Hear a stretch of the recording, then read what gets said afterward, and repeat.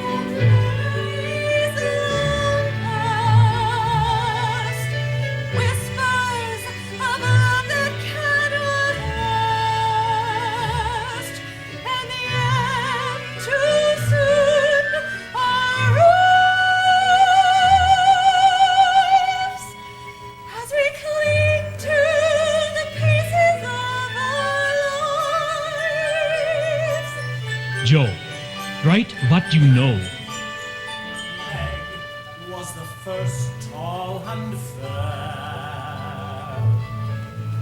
neat and tidy, filled with care. Joe was the next wild and free,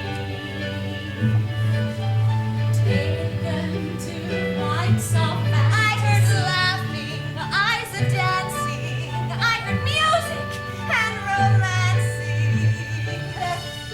Was the next flare and shine. Taken too young with no one. Amy, the last beauty bride, admired, adored to her delight.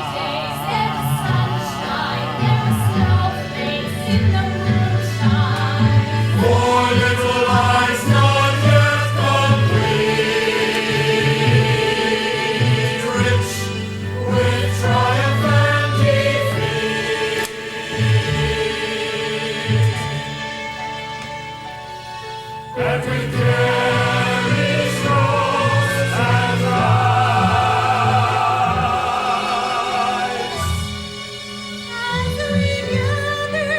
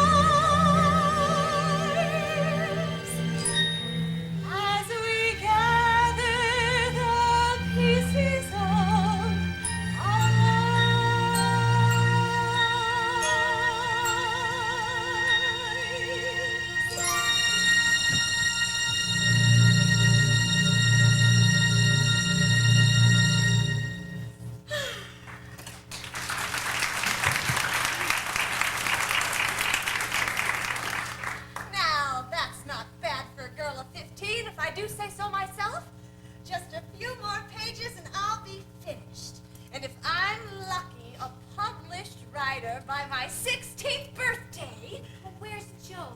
Joe's missing all the fun. You mean she's missing all the work? Joe March! Come down to the parlor this minute. We're ready to decorate the tree, and I can't cut all the stars out by myself. I'm in the middle of something here, Amy, so leave me alone. Oh, you can just ride right through Christmas for all I care. Joe, please forget about your novel just for tonight.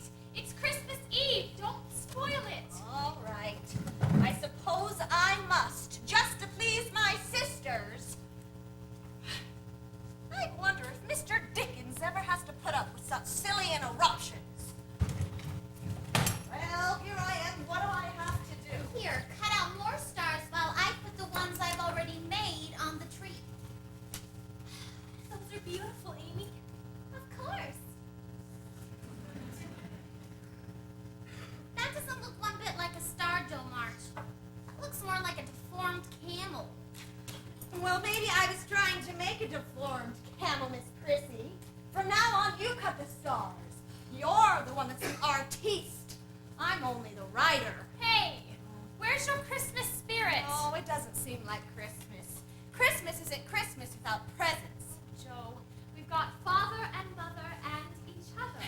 We haven't got Poppy Meg because of this awful old war. And we shan't have him for a good long time. Remember, Joe, Marmee says it's going to be a hard winter for everyone. We ought not spend money for pleasure when our men are suffering so in battle. Meg, you are so good. And Bethy, you're so noble. It makes me sick. Oh, did you see what Joe did make? A young lady should keep her tongue in her mouth. I'm not a young lady. Can't you two get along just for tonight? I know. Let's sing.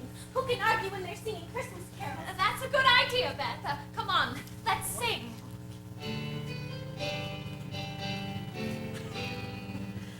Hark the herald angels sing, glory to the newborn King. Peace on earth and mercy mild, God is here. Watching again. Who?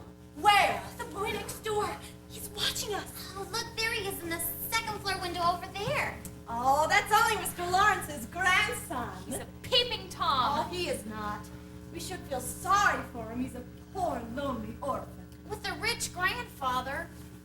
Oh, don't do that. He'll think we're common people. Well, we are. Look, he's making signs at us like he's trying to tell us something. Well, I think he wants us to sing some more. Oh, that's it. Oh, let's do it. Play, Bethy. Is he still watching? Oh, never mind that. Play. Joyful all ye nations rise, join the triumph of the skies. Oh, I thought you'd never come home. You must be exhausted, Marmee. I am. There was so much to do today. We just had to finish rolling the bandages for our soldiers. Oh, is that why you didn't come home for dinner? I'm sorry, but I got something to make it up to you. A treat. Shall I read it now or save it till after supper? Oh, it's a letter from Poppy, isn't Oh, it? read it now, Marmee, oh, please. You just can't keep it from us a minute longer. Is he coming home? Oh, no, my sweets. That won't be for months. Certainly not as long as he's needed there. We need him here. Be proud, Monique. Your father's doing a brave thing lesser men haven't. Oh, it's a silly old war. Well, I wish I could go as a drummer. You are so much like a boy, Joe March. I'd rather be a boy than a big-nosed girl. Girls. Oh, well, I could be a nurse so I could be near Poppy and help him. You don't know how to be a nurse. Do so. Take care of Aunt March, don't I? She pays me, too. You are not her nurse, Joe. You're her companion. She told me. Both of you.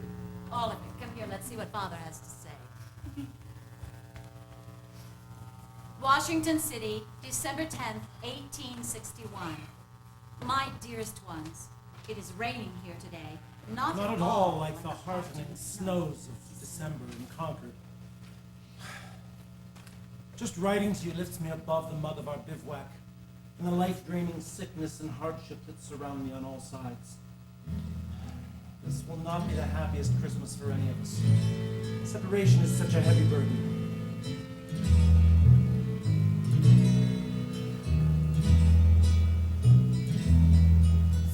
of me when you gaze out your window. Think of me as you walk through the streets of your day. Think of me when you smile at a sweet passing moment, and my burdens become light as air. Dream with me as we walk in the moonlight. Dream with me as we walk through the stars in the sky. Dream with me and we'll fly on the wings of a dove, and our love will be true evermore. Though the wind blow, though the days flow, I will be by your side. There is nothing can keep us apart. As our paths wind and our lives intertwine, every road that I travel will lead back to you. How I long for the Warmth of the morning, how I long for the dawn of a smile in your eyes, how I long for the peace that I feel in your arms, how I long for this burden's release, how I long for this burden's release.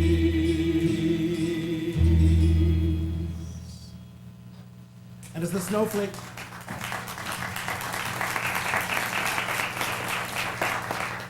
And as the snowflakes gently fall on your dear cheeks, know that it is my lips that kiss each of you across the lonely miles. I wish that it were Christmas. I wish that it were Christmas. I wish it would be Christmas. Christmas,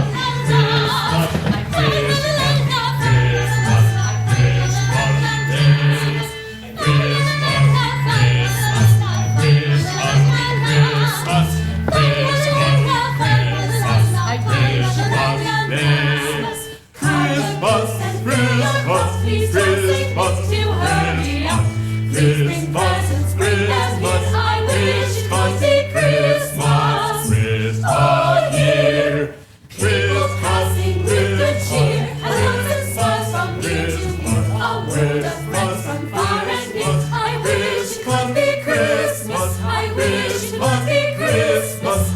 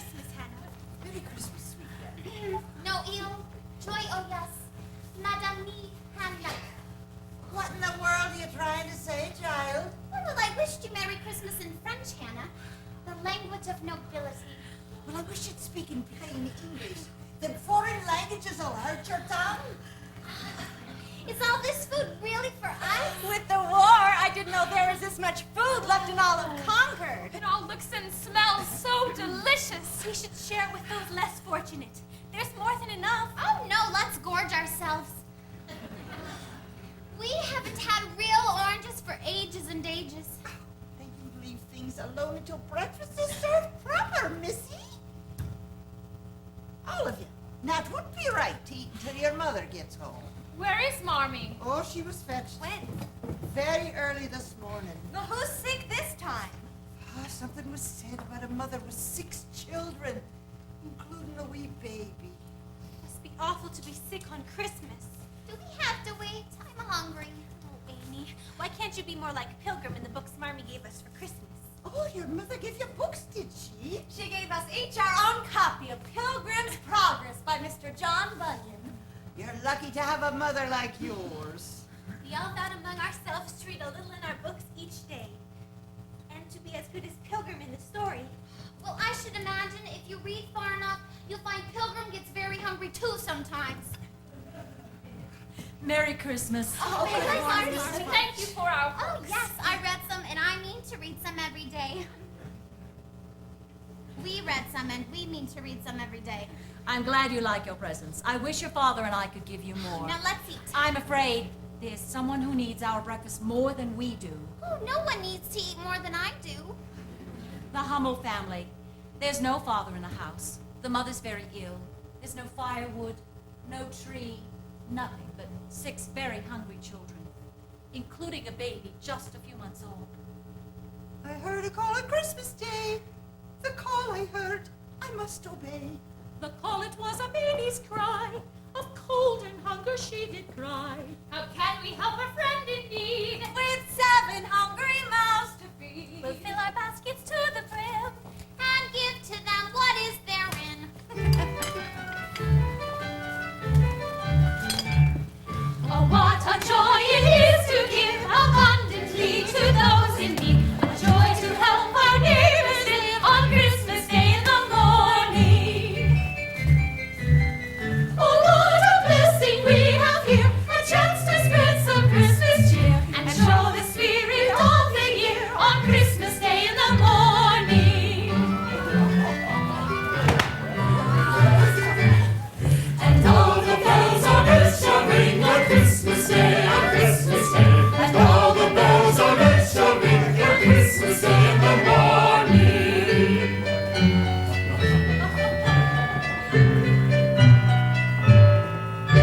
And all the angels in heaven shall sing, and all the souls on earth shall sing. Then let us all rejoice. Amen. On Christmas Day in the morning. Oh, Merry Christmas. Oh, what a blessing we have here, a chance to spread some Christmas cheer and show the spirit of the year on Christmas Day in the morning. On Christmas Day in the morning. Christmas Day in the morning. On Christmas Day in the morning. He fills our hearts with laughter on Christmas Day in the morning. Christmas Day in the morning. Christmas Day in the morning.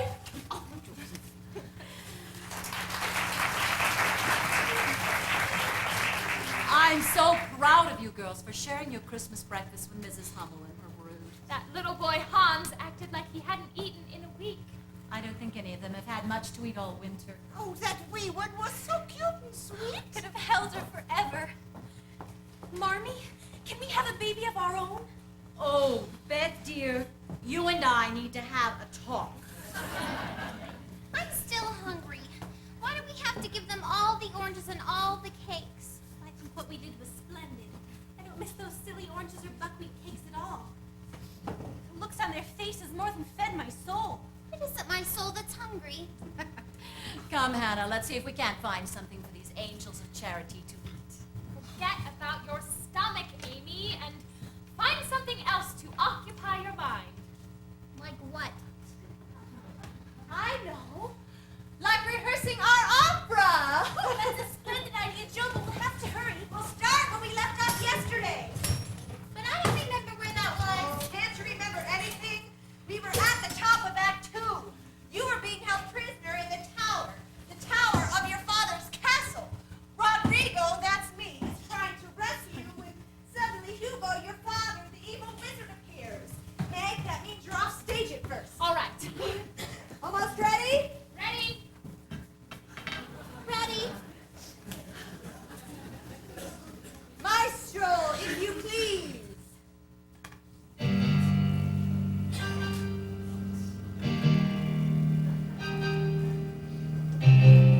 Ladies and gentlemen, presenting Act 2 of the new tragic opera by Mistress Jo March. The Witch's Curse!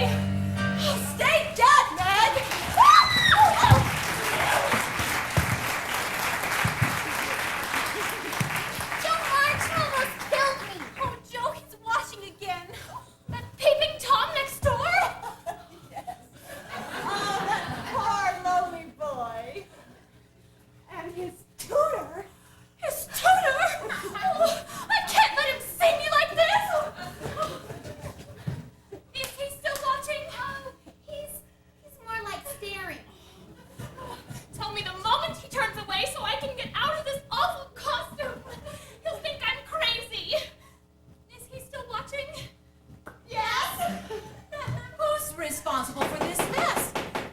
You get this picked up immediately while I see who's at the door. Honestly, it's times like this I wish your father were home. Oh, do come in. I asked if he's still watching. No, well, they're not in the window anymore.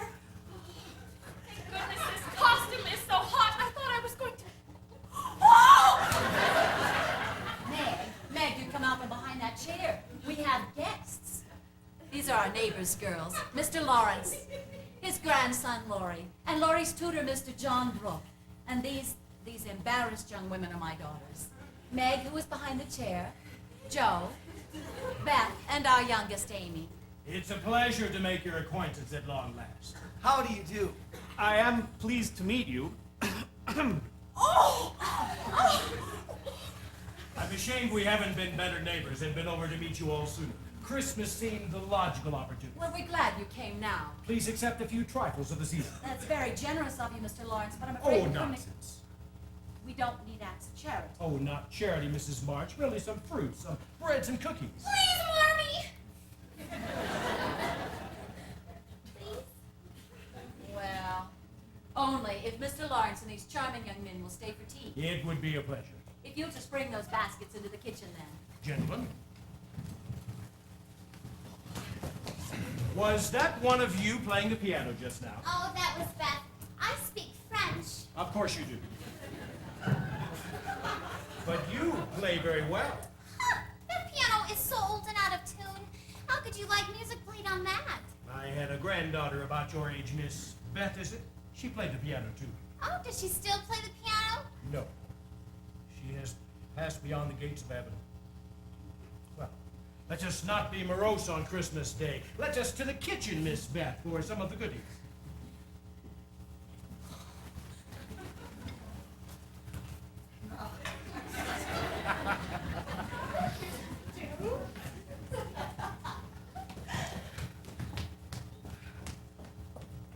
You're sweet on John Brooke, aren't you? Where did you ever... No!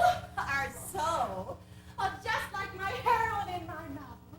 You just love it if we were at the gardener's ball New Year's. You think you're so smart, Joe March, but you don't know anything! Of all the cockamamie, addle-headed ideas, me, sweet on John Brooke, he's not for me. Is he?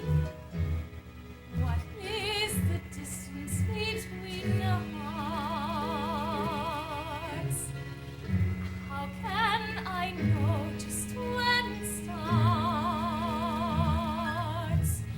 How can I start to measure the distance to a treasure that's been buried and lies longing to be found?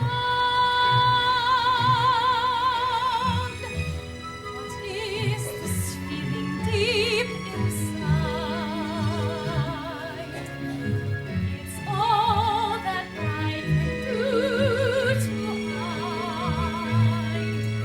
My pounding eyes reveal what I seem to really feel, and I know if we will ever feel the same.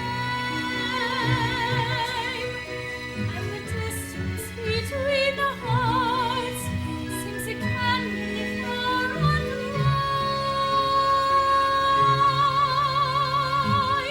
Yes, the distance between the hearts can't be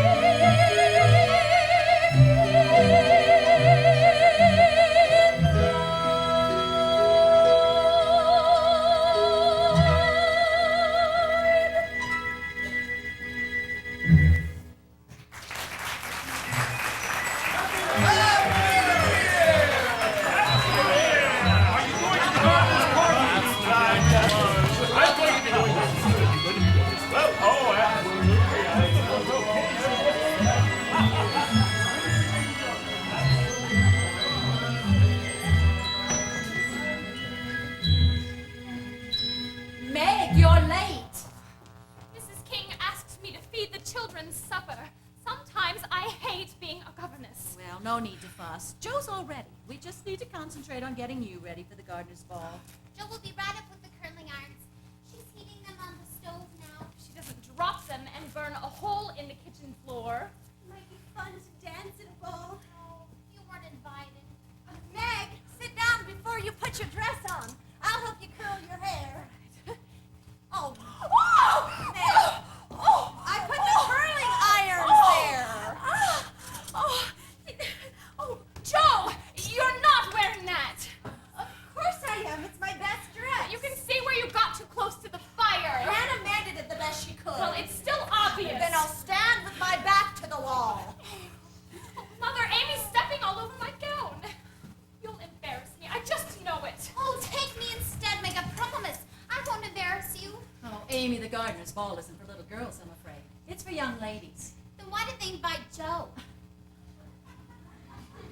What's Bertie? Look, it's Meg's hair! Oh, Christopher Columbus! My hair! Oh, you ruined it, Joe. I can't go to the ball with burnt hair. Meg, I'm sorry. I didn't do it on purpose. Oh, I always spoil everything. It's not as bad as it seems, Meg. I'll fix it for you. Amy, what am I going to do? Well, if Joe's going to stand with her burned back to the wall, you could stand with your burnt hair to the wall. That's not funny, Amy. Joe, get out of that apron. It's always Meg and Joe who get invited to all the parties and balls. Your time will come, Amy. Joe, where are your gloves? Oh, yes, Meg. You'll be the belle of the ball. May I have this dance, Lady Amy? Here, Meg, hold these. You're not wearing these, Joe March. Oh, there's nothing wrong with them. So, I spilt a little lemonade on them. No one will ever notice. Everyone will notice. Then I won't wear any. That would humiliate all of us. It's rude. You won't even be there. I'll hold them crumpled in my hands so no one can tell how stained they are. No! I'll tell you how we'll manage. We'll each wear one of your good ones and carry one of my bad ones. No, your hands are bigger than mine. You'll stretch it until it will never I'm ready. fit me again. All right. You may wear my glove. Only don't stain it. Or act boyish. Don't put your hands behind you. Or stare. Or say Christopher Columbus. And remember, don't let anyone see the back of your dress. And the young gentleman will come up to my daughters and say, "May I have this dance, Miss March?"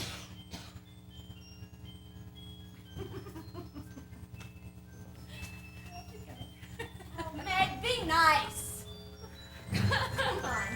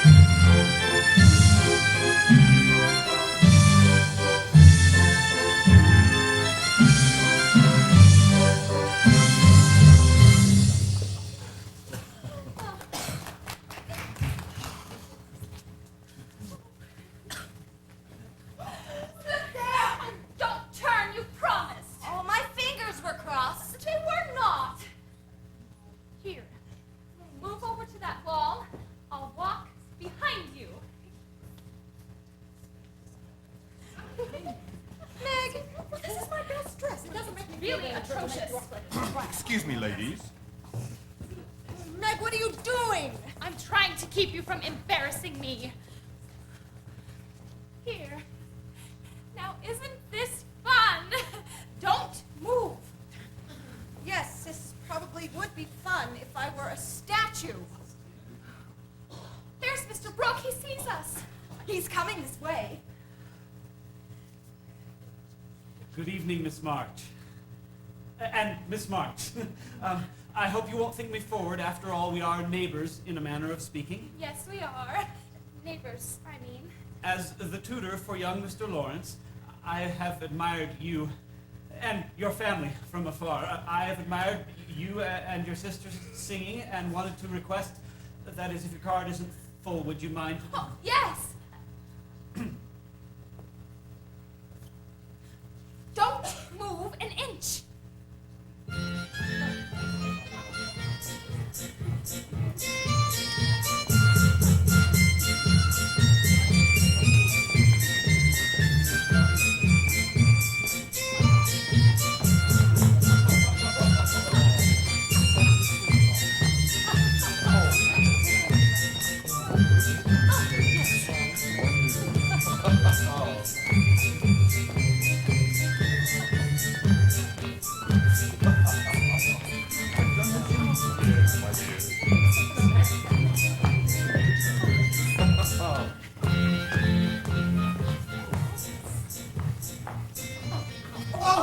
Oh, I'm so careless. It's all right. I'm sometimes clumsy, too.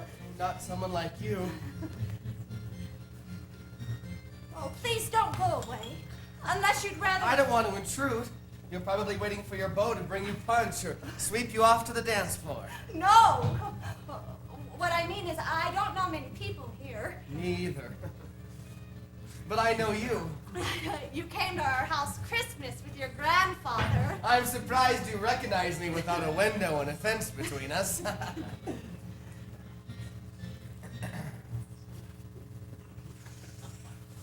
Why, hello! We haven't seen you since last year's ball. I enjoyed watching your Christmas opera from my seat on the balcony. Really? Well, I wrote it. I want to be a writer someday. Well, you're a terrific writer. Of course, being so far off behind the glass and all, I couldn't hear any of the lines. Oh, well, thank you anyway. I mean, I could tell they were fine lines, although I couldn't hear them. Do you like to dance, Miss March? I suppose you're going to be going to college soon. Well, I can see you pegging away at your books through the window. Christopher Columbus. What I mean is studying hard. I won't go to college for a couple of years. But do you like to dance, Joe? I'd rather go to college. That's splendid music.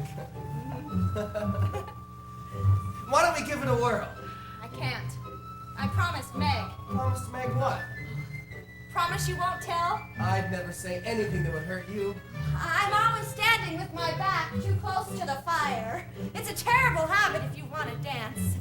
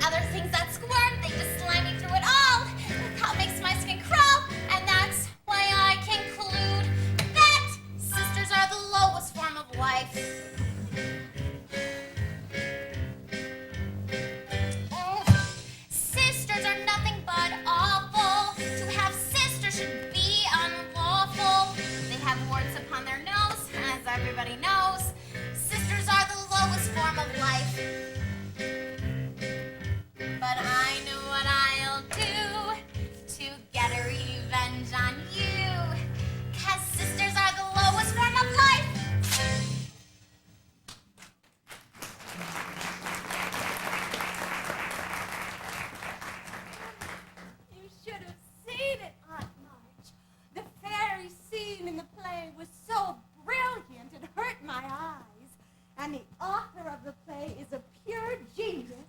You've been bewitched, girl, if you ask me. And Laurie was such a fine escort for us. So gentlemanly.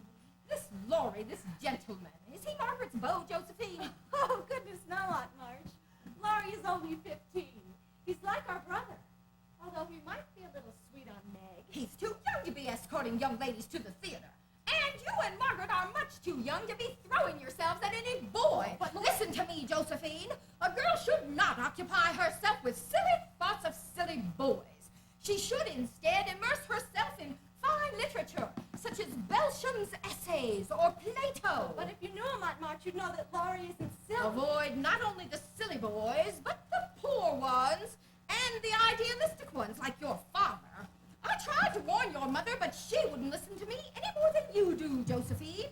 And when your father lost all his money, as I knew he would, chumming around with the likes of that Ralph Waldo Emerson or that Henry Thoreau, I offered to adopt one of you girls. They refused me. Well, they will find out it's not wise to refuse me.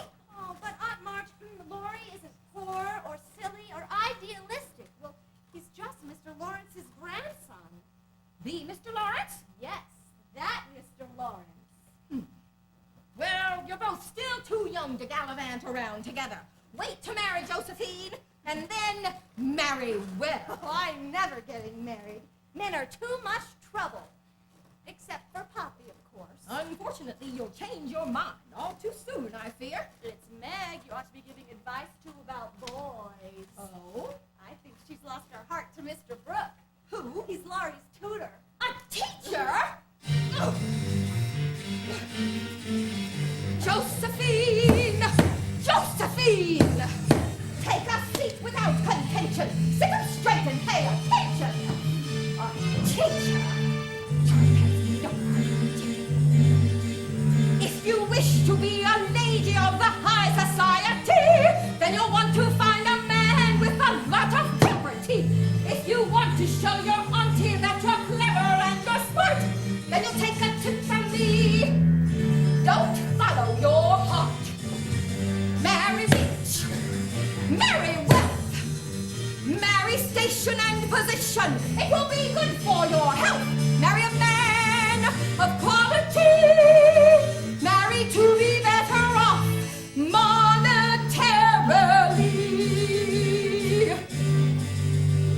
But Auntie, is there no place in the world for love? Is there no place in our lives for calm affection, warm remembrance, passion? Sophie! Just because. And Auntie, can your money take the place of love? Can a bank account account for honest goodness, strength and kindness, and a dream that shares? It's as easy to love rich men as it is to love the poor. But a rich man has a future and a house that has a door. Tell your sisters and your mother that you heard me properly. If you marry against my wishes, not a cent you'll see from me. Oh.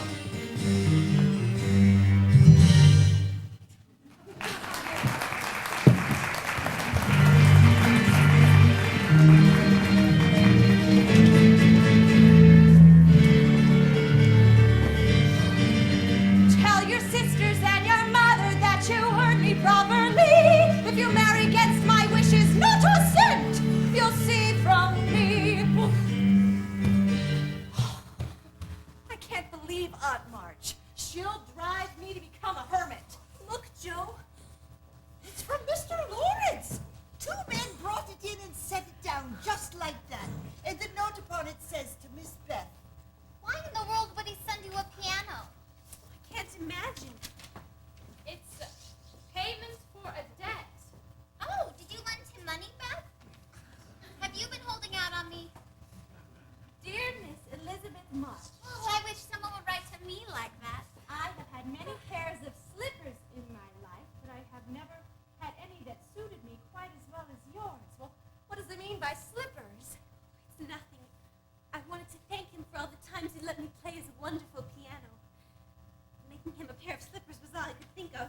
was nice of you to do that, Beth.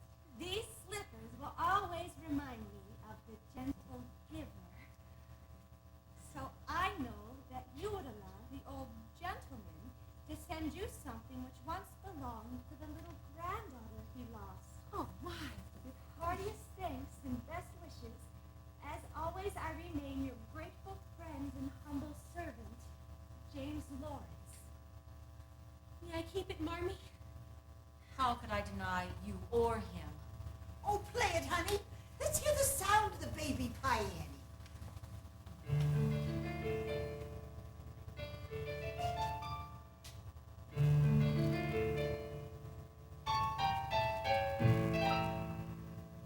I must go and thank him. Oh, of course you must. I wish I may die if it ain't the queerest thing I ever did see. Little Beth is so bashful, she'd never go in her right mind.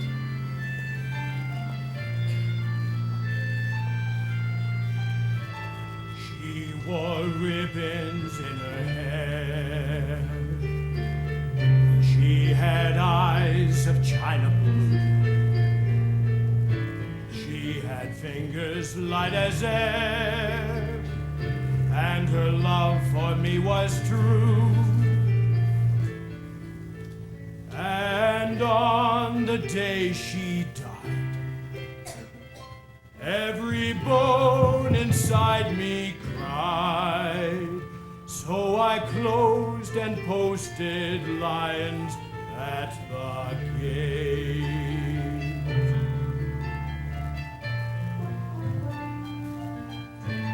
I have great timidity and a fear that I'll do wrong. But my doll's for company, and my music makes me strong. And to ease my fear at all, I will keep my world so small. For I knew that there were lions at the gate. Wore ribbons in her hair. There were lions at the gate. It was more than I could bear. They were lying there in wait. I could see her haunting eyes, and the gift I realized. Was to I can't deny. There were lions at the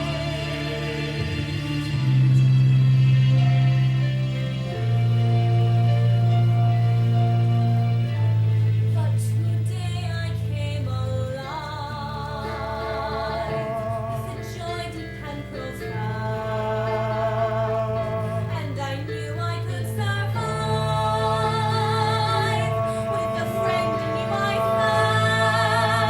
found. There is nothing I won't do just to see a smile from you. Then you'll tame the lions at the gates.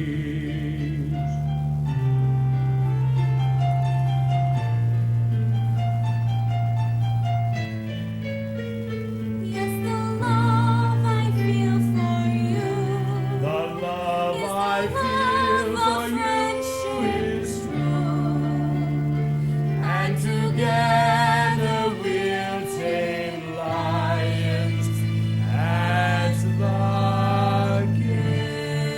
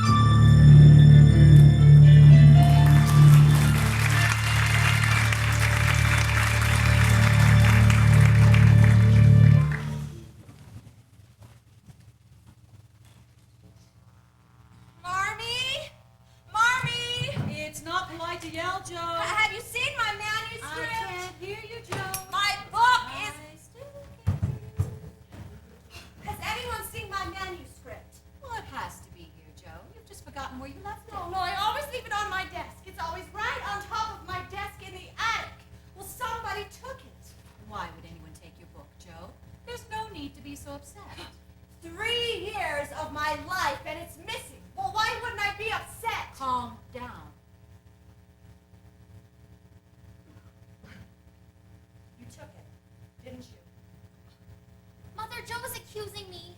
You've done something with it, haven't you? Me? Yes, you. Why do you always accuse me when something bad happens? Because you're usually guilty. And it is you again, isn't it? I can see it in your eyes, Amy March. Joe, I told you to calm down. Look at her, Marmee. She's as guilty as sin. I just remembered I have to go Amy. someplace. Did you take your sister's manuscript? Yes. Well, give it back before Joe has apoplexy. I won't. Joe was mean to me. She's the reason I didn't get to go to the theater. So I'm teaching her a lesson. Joe, stop it. I know you've a right to be angry, but fighting never solves anything. Well, she's being a brat. Joe's right, Amy. It's not like you to sass me. Now give Joe back her manuscript. Amy.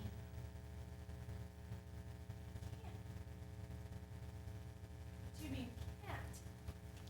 Amy, what have you done with my book? What? I took it. And I threw it in the stove. You what? Oh, Amy. Sorry, Joe. I know it was a bad thing to do. Please forgive me. Never. Please. Not in 100 million zillion years. Sorry. I hate you, Amy March.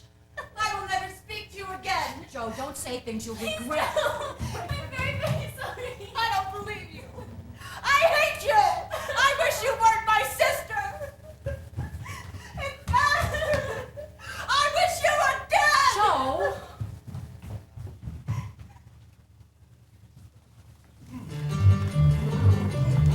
Nice.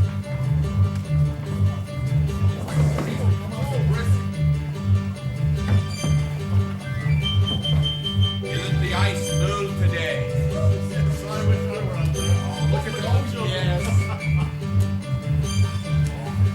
Bundled warm and tight, fun from dawn till night, cold and frosty air, children everywhere, over ice and snow, on a skate we go. La la la la la, down the river blind and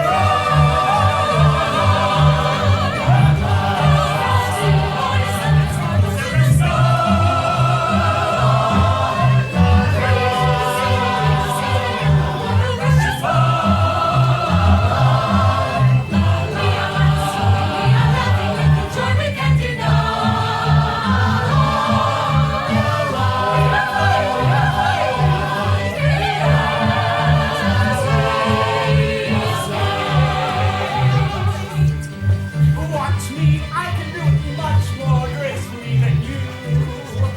Watch me, here I go. Watch me, I can do it faster, and it goes Look here, I can do it backwards with a little twirl. I bet you can't do that. Oh yes, I can do it. Watch me better than a girl. Whoa! Oh, isn't this fun? Why didn't you let Amy tag along? Oh, But Amy, you know the abominable thing she did. I know it was terrible, but she's just a little girl. She's 12 and a snot. She's selfish. She's immature. She's the... Lori! Joe! Wait for me! She's coming. That little... Come on, Lori. I'll race you. You can't beat me. Oh yes, I can. Oh, no, you can't. Mark, set, go! Oh yes, I can. Stay close to the bank. The ice in the middle's too thin. Wait! Bundled warm and tight, Down the river we ride and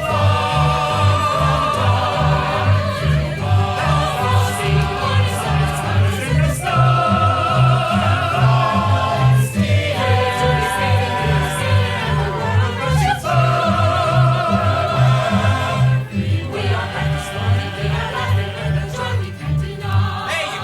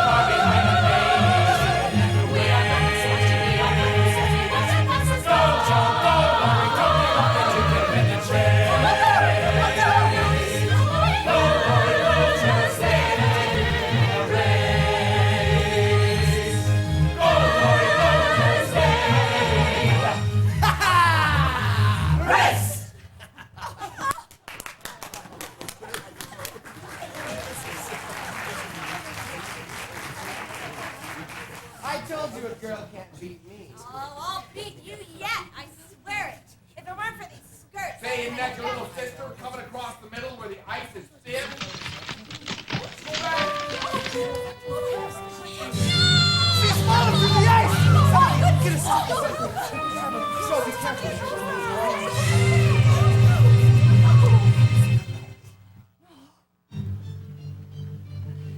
She called for me.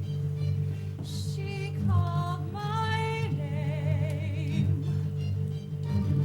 I could not move. It's all my fault. She will be Lost fine my hand. with just some I breath. wished her dead.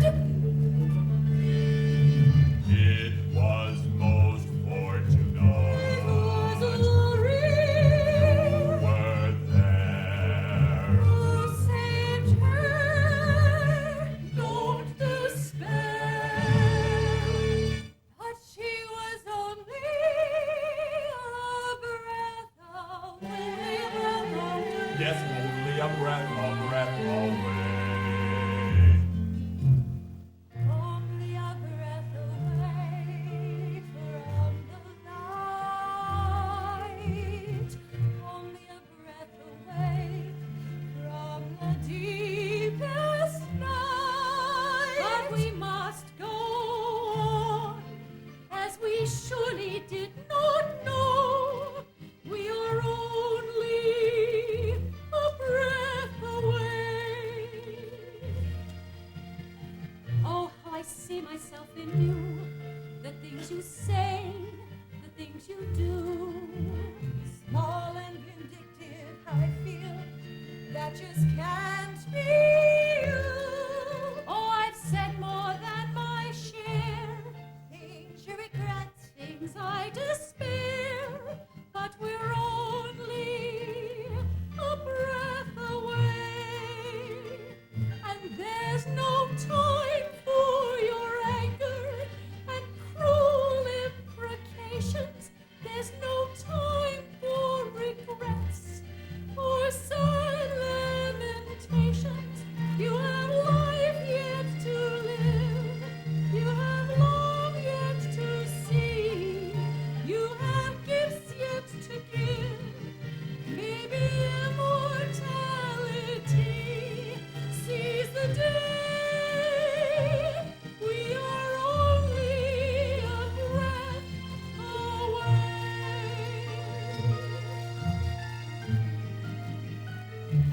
Take this time to reflect on what you could have done. Take this time to forgive yourself and everyone who sees the day.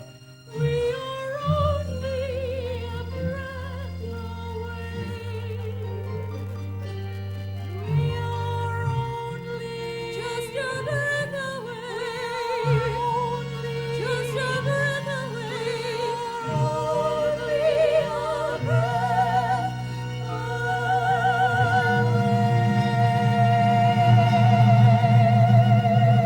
away.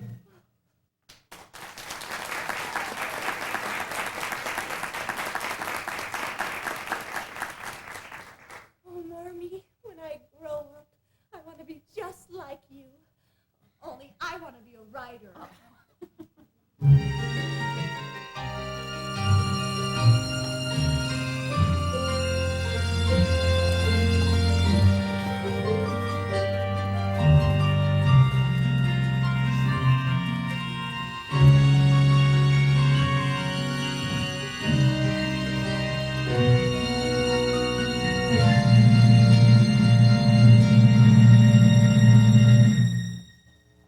Lori, What?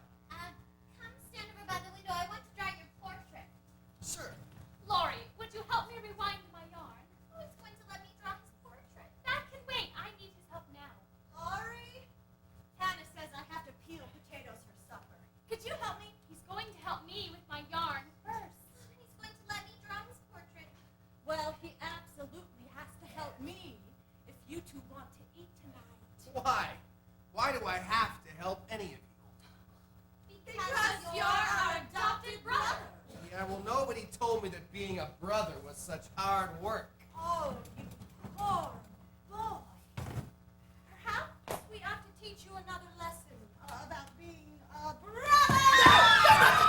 No! Okay, you're right. All of you settle down, you're going to break something. I've never in all my life seen such canyons on in a pond. Oh, it's November. It's cold to play outside. Joe's right. It's too cold to play outside. It's all right, Hannah. You go back to fixing supper. I'll make sure these young people behave. Well, if you're sure it's all right, Mrs. March. Oh, this cup. It's one of them telegraph papers.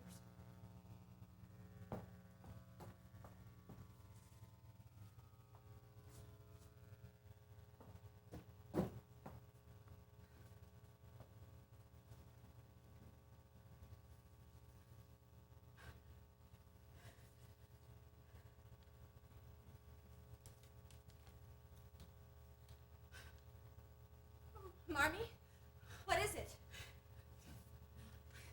Washington City, November 2nd. Stop. Mrs. March. My husband is very ill. Stop. Go at once. Stop. S.K.O. Soldiers Hospital. Stop.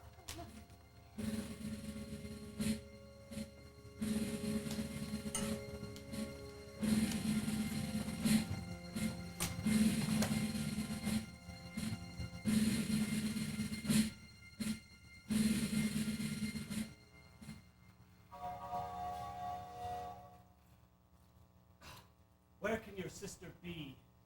Perhaps Aunt March was difficult. Your Aunt March is always difficult. However, surely even she can recognize the urgency in this. Joe will be back as soon as she can. Well, if we don't leave soon, we're going to miss our train. I'm so miserable and frightened and worried all at once. No one can blame you, Meg. I'm worried about Father, and I'm frightened that you'll arrive in Washington too late to help, and I'm miserable that we're going to be apart.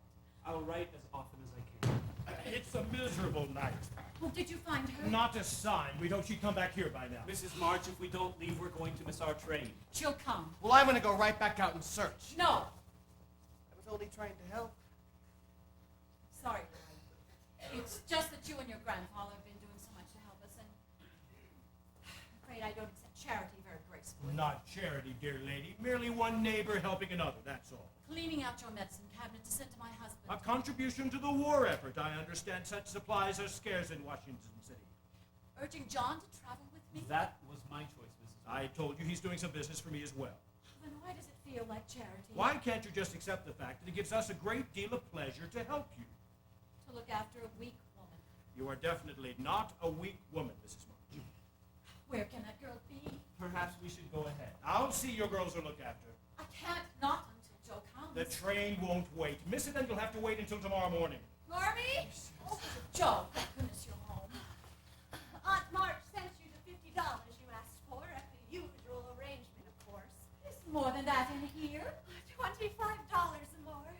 My contribution towards bringing Father home. $25? Where did you get it? Oh, Marmee, don't worry. I didn't beg, borrow, or steal it. Please tell me you didn't do anything rash. No, it's mine. Honestly. Oh, Joe, how could you? I just sold my hair to the wig maker, that's all.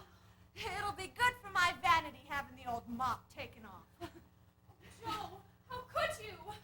What in the world made you do it? Oh, Meg, I wanted to do something for Poppie. I knew Marmee needed more than what she was asking for from Aunt March, and who would croak over 9 pence, let alone $50. Your hair. Meg, it doesn't affect the fate of the nation. Mrs. March, we really must be going. My dear impetuous Joe. Lori and I will accompany you to the station if you don't mind. No, I don't mind. Godspeed. May the saints go with you.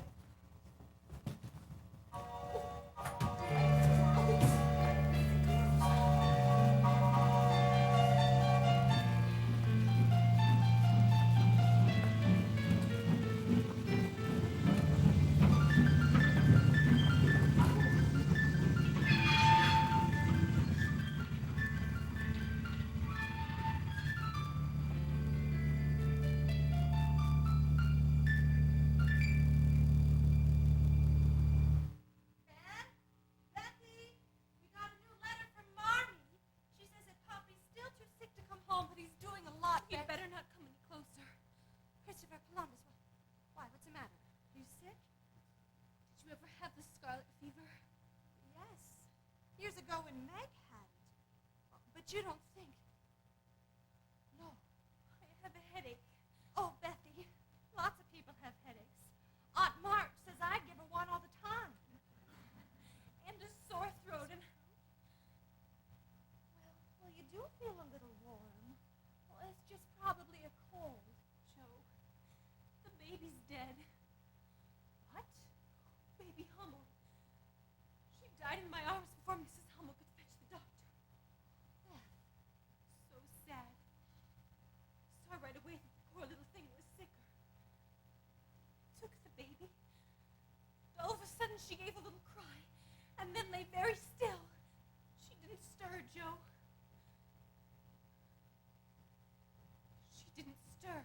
Bethy, how awful! The doctor said it was the scarlet fever. He told me to go home and take belladonna right away. Oh, you won't get it. You won't. My head really hurts, Joe. Bethy, if you get sick, I'll never forgive myself. I feel so weak. If only Marmee were here. Poppie needs her in Washington. Promise me you won't send for her, Joe, or even let her know I'm sick. Bethy, I couldn't. Promise me, Joe.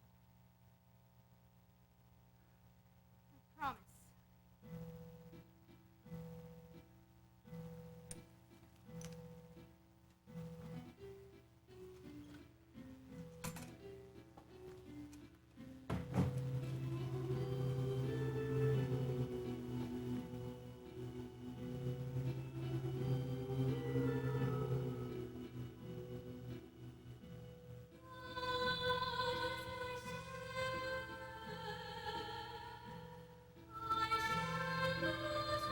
Scarlet fever.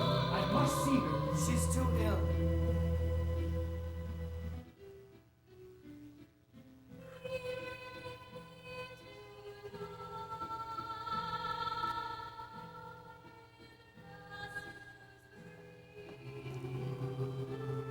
You need your rest, girl.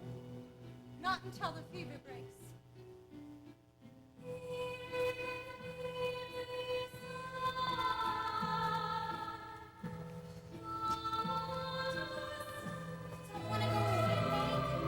You've never had the scarlet fever.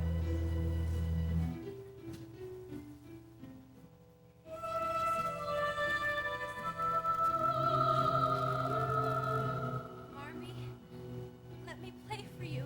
Hannah!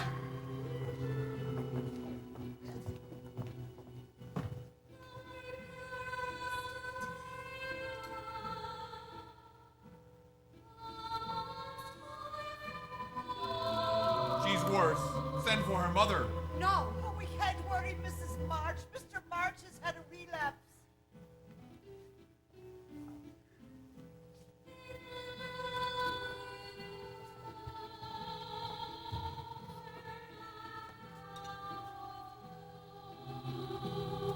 All these days and still no change. Despite the girl's wishes, we must send for her mother.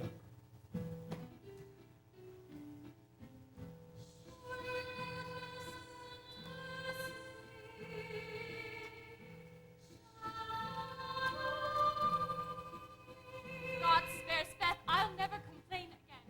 If God spares you, Bethy, I'll try to love and serve him all my life.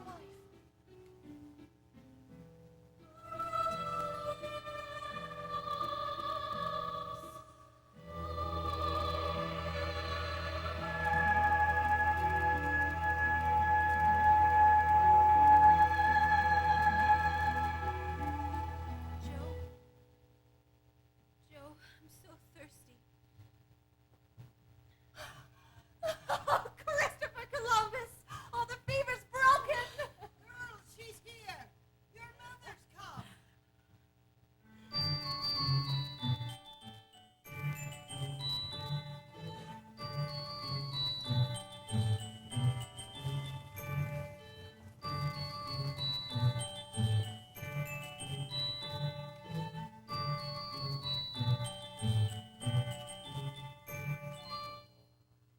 Hard to believe 'tis Christmas again. There, we're finished. Except for the star on the top. Here, Beth, you put it on.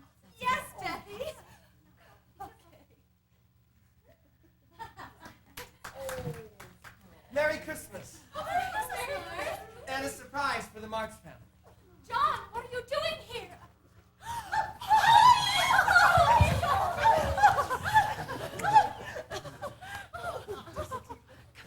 Isn't it wonderful?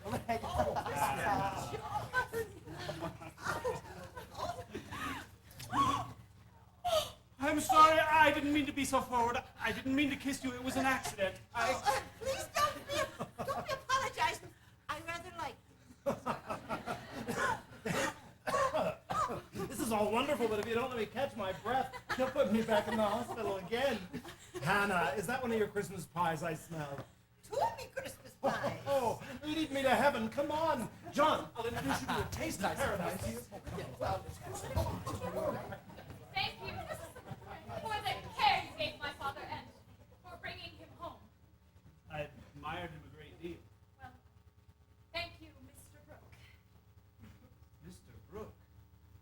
Meg, can we have grown apart in my short time in Washington? You were gone such a long time. Meg, I want to ask something that I should... If you speak, I won't know what to say. I know what I should say, but I don't want it to take you unawares. You really should have some of Hannah's Christmas pie. Meg, are you so afraid? No, John, how can I be? I only wish... What? Meg, what do you wish? Please, don't. What is the distance between hearts? Why can't I stand to be apart? I am stunned by your perfection and astonished with affection when I touch your hand or hear you speak my name. What can I say to make you see? You are what love now means to me. And I know I'm undeserving, but my aim is unswerving, and I dream of life together, you and Is the distance between our hearts? I don't know how or where to start. I am really much too young to be getting so unstrung. Though I felt the way you do for all so long. And the distance between hearts, joining gentle harmony, is the distance between hearts.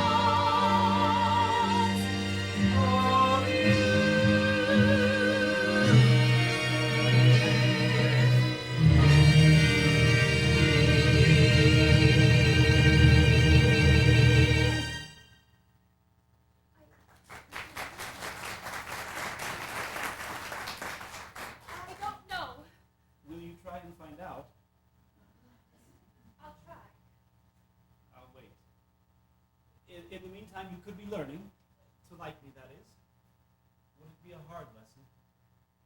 Not if I choose to learn. Please choose to learn, my Meg. I love to teach. And this is easier than German. Oh, doesn't anyone answer the door around here anymore? I heard my nephew was back from Washington. I was going to surprise him. Looks like I'm the one surprised. Excuse me, ma'am. Pardon me, Meg. I think I will have some of that Christmas treat. That's Father's friend. I see. But what has Father's friend been doing to make you blush like a peony? We were merely having a discussion. Is that what they call it these days? John, Mr. Brooke, he's the one who stayed in Washington with Poppie, so Marmee could come home when Beth got sick. I was thanking him. Brooke?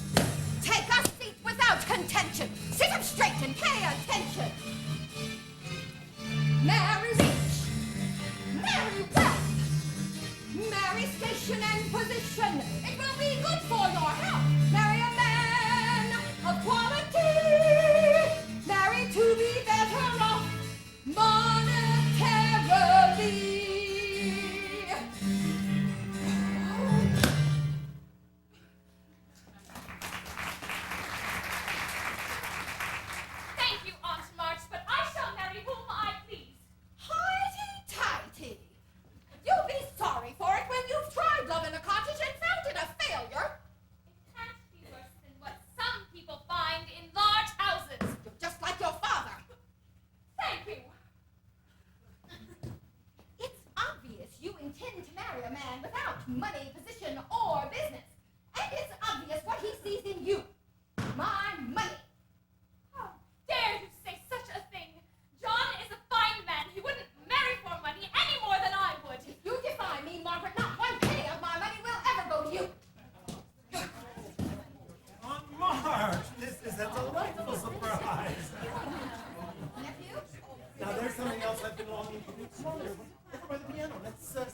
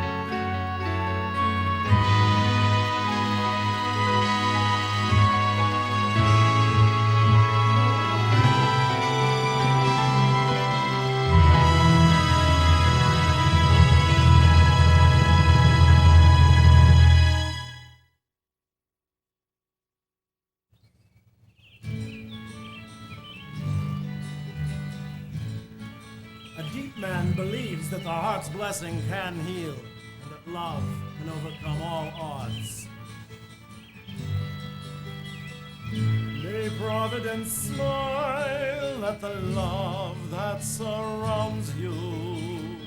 May Providence smile at the love that you give. Come slow to anger, quick to forgive. May Providence smile as long as you live. May Providence help teach you mutual care. May Providence help teach you humility as you build and grow this family. May Providence teach you true charity.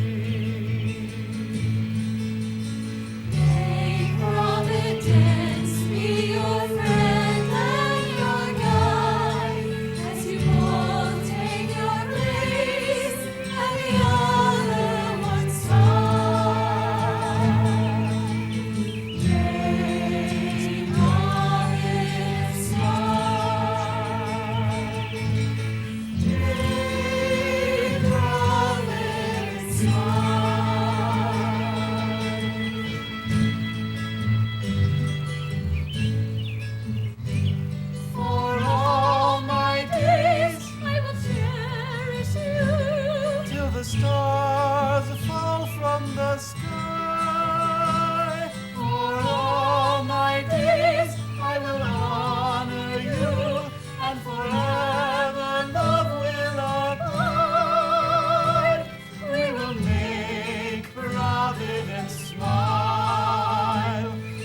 make Providence smile.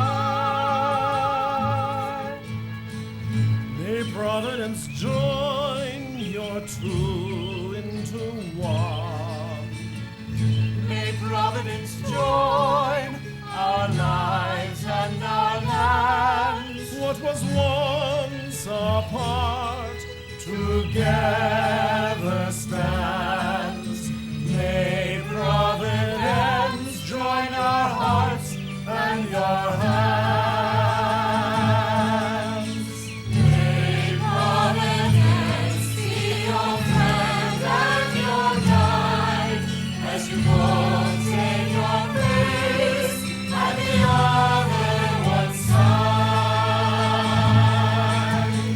May Providence smile. May Providence smile.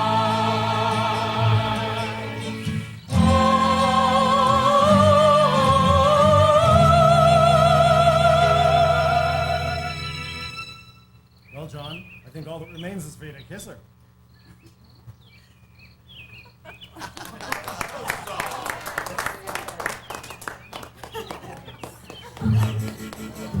Young Mr. Lawrence.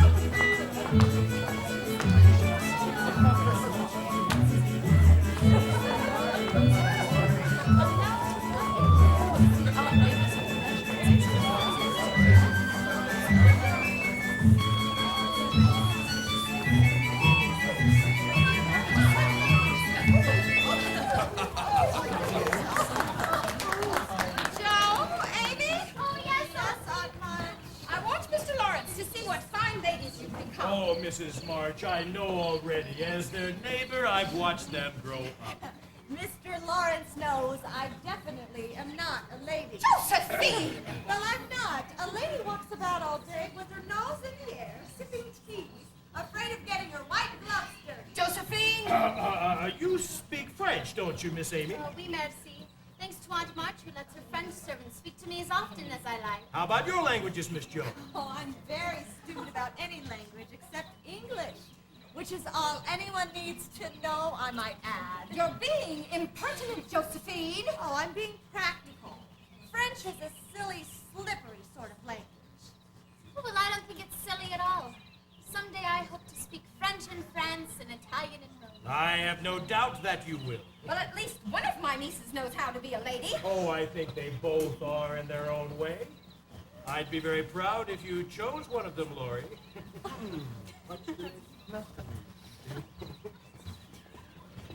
At least one of my nieces knows how to be a lady. The old battle axe. I wouldn't be surprised if the next wedding were yours. I'm not getting married for a long, long time.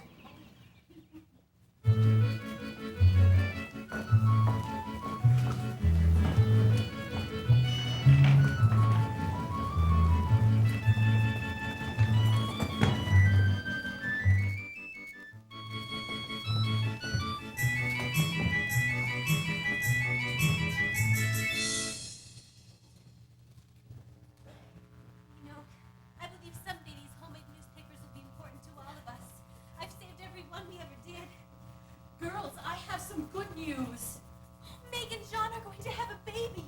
I hope not. They haven't been married long enough. No, this is from Aunt March. She's planning to go abroad next month for an extended stay and wants to Me take... to go with her. No, dear, not you. Amy. No, she's too young. I'm not. I'm 17. Well, it's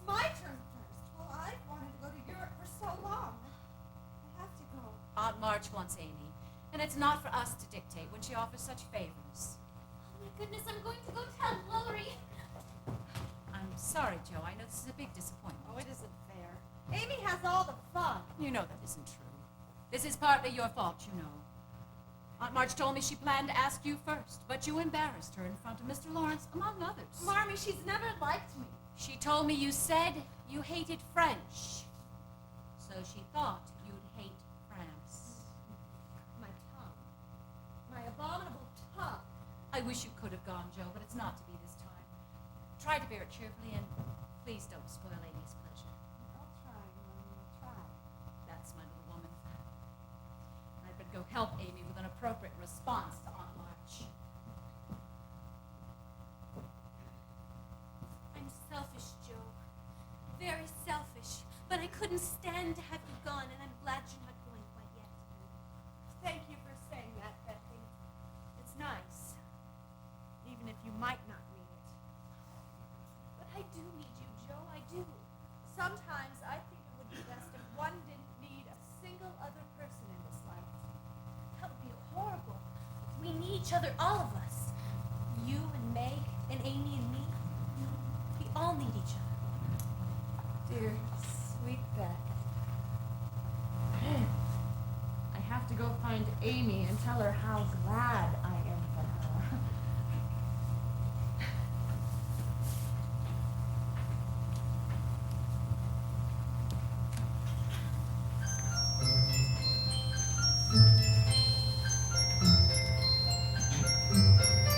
Perfect pieces, I remember perfect moments bound together. These are the pieces of my life.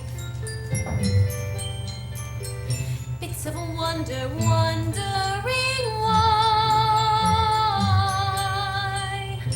All the pieces dance through my mind as I cling to these pieces of my life.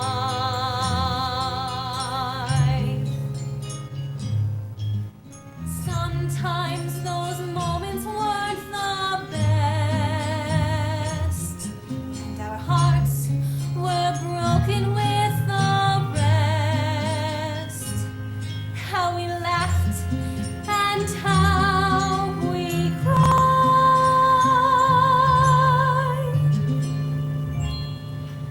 And I cling to these pieces of my life.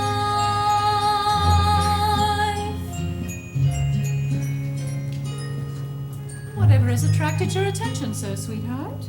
I'm looking at it all. It's just so beautiful. I want to remember it forever. I don't know why I'm always so tired. I think I'll go lie down for a while.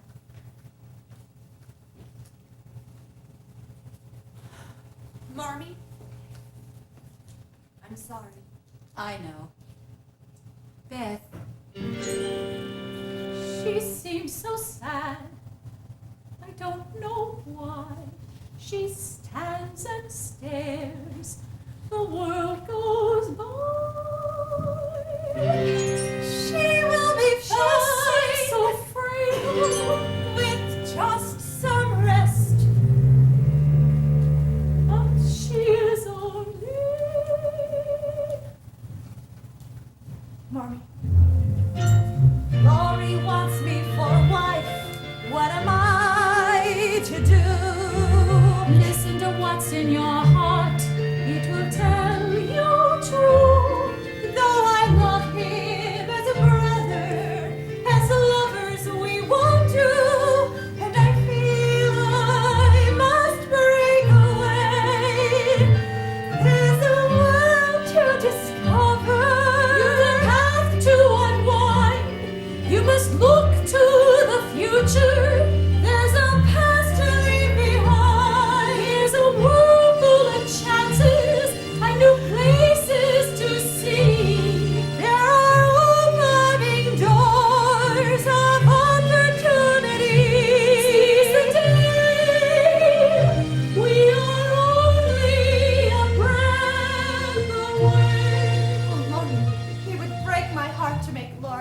happy. So I have an idea. Your friend, Mrs. Kirk, the one who runs a boarding house in New York, well, doesn't she have 2 children? Kitty and Minnie. Didn't she write that she needed someone to teach them? Well, maybe she needs me. What about your writing? Oh, Marmee, I can write any place. Why, New York has more publishers than any place else. Seize the day, seize the day. We are only a breath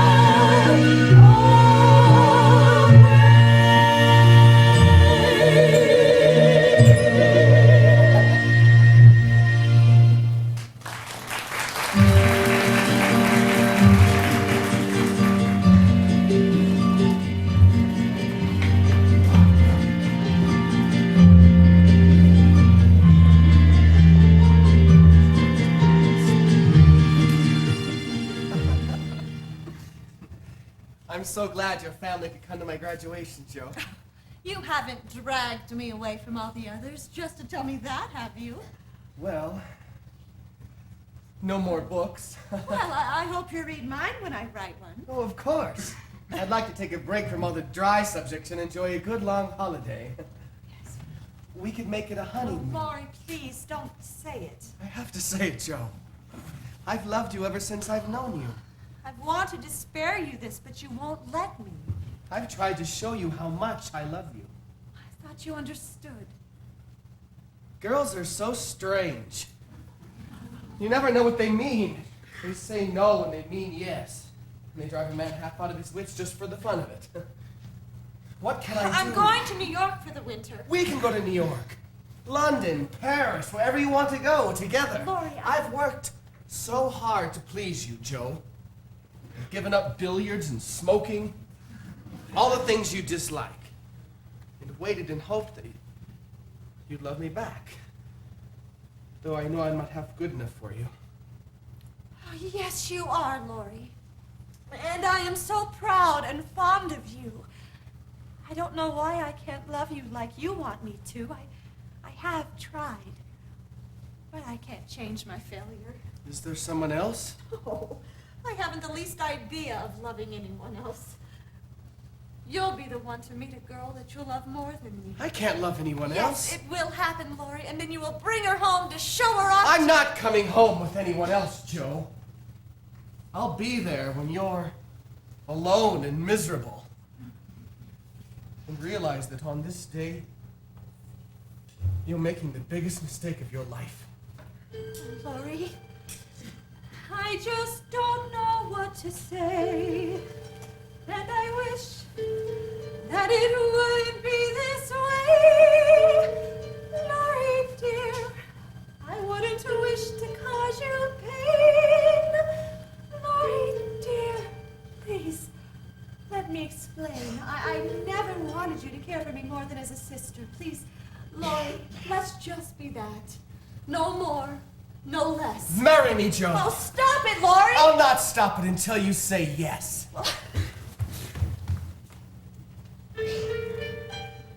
All these years, I have loved you best of all. All these years, I have waited true and tall. Now I find I am not beneath my feet. Now I find I am left here incomplete. I thought she would love me to the ends, but after all, we'd be better off as friends. This is not what I was thinking of. And after all, it never quite came to love.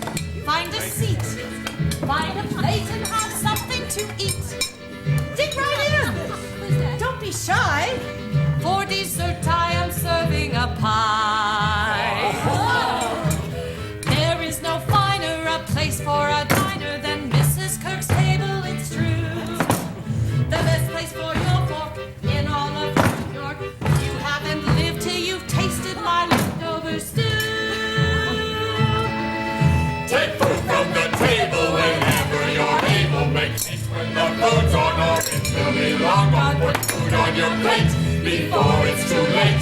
Excuse my boarding house reach.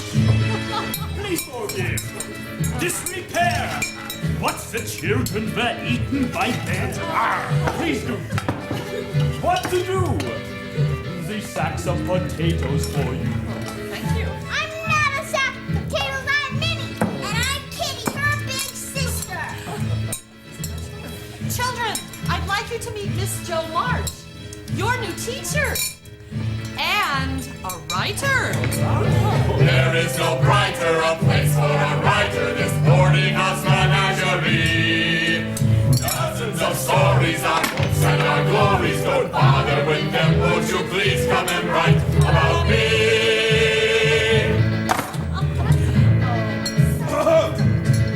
I've been round toward the globe.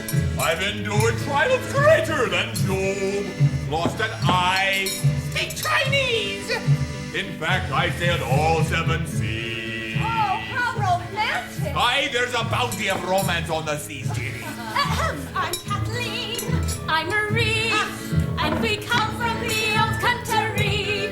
We came here, took a chance. And I play the fiddle. I dance. Play us a tune, Kathleen.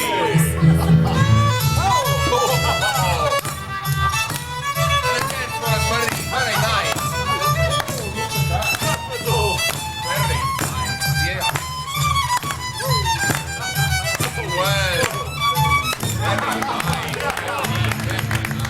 There is no brighter a place for a writer, this boarding house menagerie. Dozens of stories, our hopes and our glories. Don't bother with them, won't you please come and write about me? You say a writer? Well, you should know. I've got plans, I've got dreams, and I'm told they are outlandish schemes. Just suppose, now let's try, that we would have wings and we'd fly. Oh, I guess before you write about it, I should try. To fly, that is. I've arrived recently from evading a tragedy. Gallegos carnivore in the jungles of Cape Ecuador. Major, please.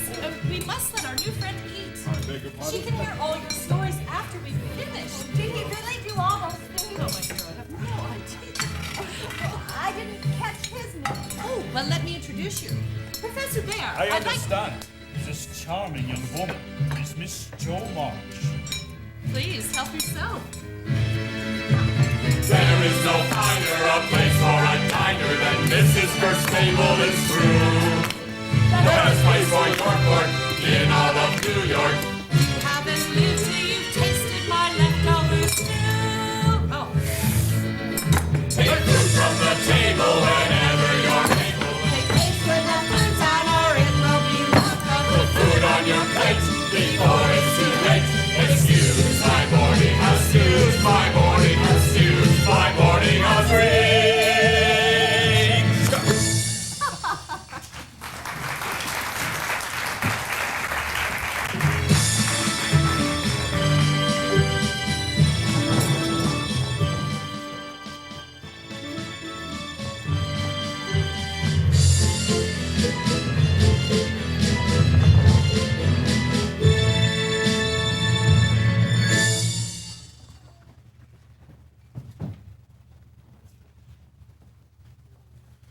Father Christmas has arrived.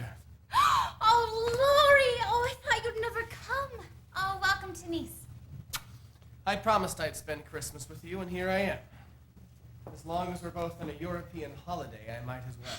Oh, well, I wasn't sure you'd make it. Oh, Marmee will be so happy when I tell her you came to visit. She was worried about me spending Christmas alone with only Aunt March. Well, here I am. Lucky you.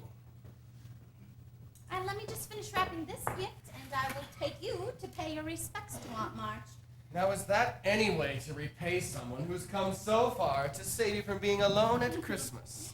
You are awful. Here, as a punishment, you can help me. Finger, please. So, tell me, how's your family? They still write to you, I presume? Surely Joe writes volumes to you.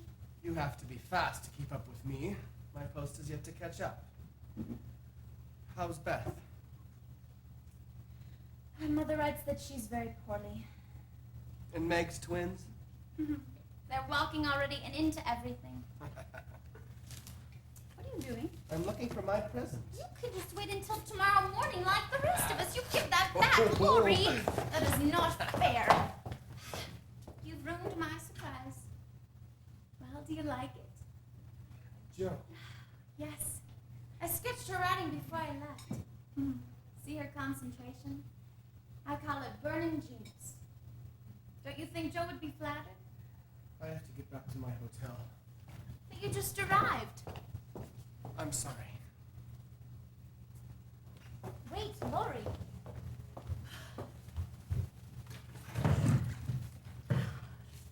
Good news, Marmee. I have sold another story to the Weekly Volcano under my nom de plume for $25. And I hope this will help you with expenses.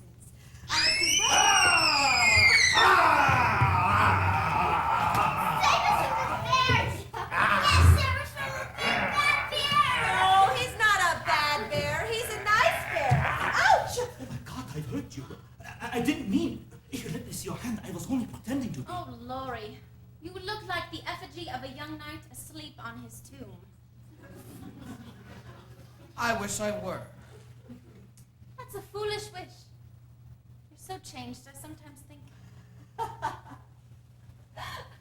I'm just pretending to, Friedrich. Oh. I'm a fair actress, don't you think? Yeah, you fool me good, Jonas Joe. Chase us some more, Professor. We want to play. Hurry, children, but this time you will chase me. Here, I will make for you hunter's hats. Oh, dear. Is something the matter? Oh, that's my newspaper, Friedrich. Oh, I'm sorry. I thought one of the boaters left it here. It's all right. May I? I only knit a page or two for the little children. Oh, just not that page. May I at least smoke? Not in my drawing. You know how I feel about smoking. Then you won't have me in your drawing. I told you. I need a human figure to give scale to my composition. At least give your slave a break. I'm all ready for news from home. Oh, you've heard all that has come lately. Doesn't Joe write to you every day? She's been very busy. And I've been roving about, so her letters just don't catch up. But you've been here a month. You'd think in that time. Not this page? There's a story printed on that page. Kidnapped by the pirate king, or romance on the high seas. Sounds interesting, don't you think? No, it sounds silly. Well, it's harmless entertainment. Harmless. It is not good to put such stories on little children's heads, let alone in them. Now, just a minute. This is my paper and my story. Well, I would be ashamed to admit it. It is not a harmless story. It's a good story. When are you going to begin your great work of art, Raphaella? Oh, Rome took all the vanity out of me. All the artistic wonders there. I gave up all my foolish hopes. It's a good story, and I should know. I wrote it. You wrote it? Oh, no. Sartor Sartus is the unfortunate author. Yeah, teasing me again. No, that's my pen name. Ach, my God. Now, what do you think of that story? I am sorry, Miss Joe. Thank you for apologizing. I'm not apologizing. Well, if you give up your dream of becoming an artist, what are you going to do? I'll polish up my other talents and become an ornament to society if I get the chance. Queens of society can't get on much without money. So I suppose you mean to make a good match and start in that way. Well, yes. Quite right and proper as the world goes. But it sounds odd coming from the lips of one of your mother's girls. If I told you what my mother's girls should think of you now, you'd be angry in 5 minutes. Oh, I'd never be angry with you. You're as cool and soft as snow. You don't know me, Lori. Your indifference is half affectation Lazy Lawrence is the right name for you anymore. And I despise you. Why?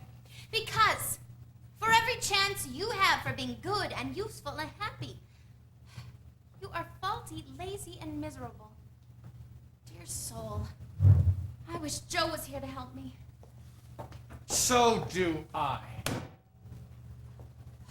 I thought you would want the truth. I regret you feel you must write such a silly story. I don't want to hurt you, Miss Joe. It's a talent you have for putting words together. It deserves a better use than this story. What have I said to you time and again, yeah? Write what you know. Someday, you will be a very good writer. I will. Professor! Yeah, one moment, children. Grandma, scare us!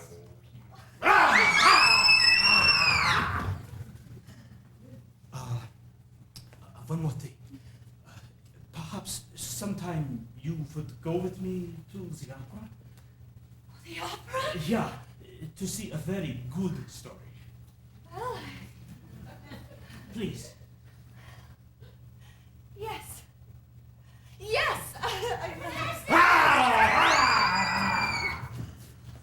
You surely don't want to spend any more time with a lout such as I am. I'm going to Paris tonight. You and your family will not hear another word from Lazy Lawrence. Fond and foolish dreams, touts and fancy thieves, embers of lost love won't stir into flames. Tender hopes and fears, pale and pensive tears, roses and peacocks and ponies of white. Gardens and roses kissed with morning adieu, wondering and wanting, luring eyes. Red roses for you. Wandering and wanting, luring eyes. Red roses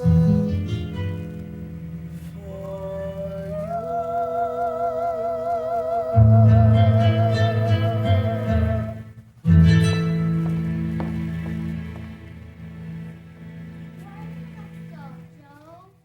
Yes, why do you have to go? We don't want you to. No, you can't go. I have to go.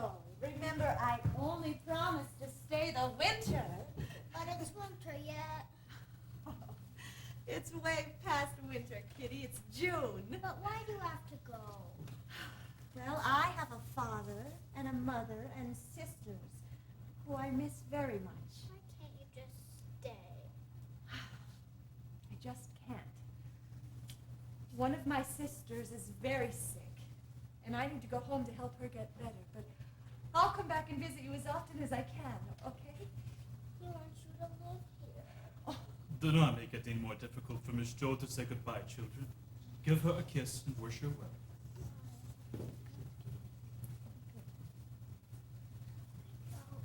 You be good. Okay. Friedrich, I was hoping I'd see you again before I left. I would not miss the chance to say goodbye to you. For me? It is nothing.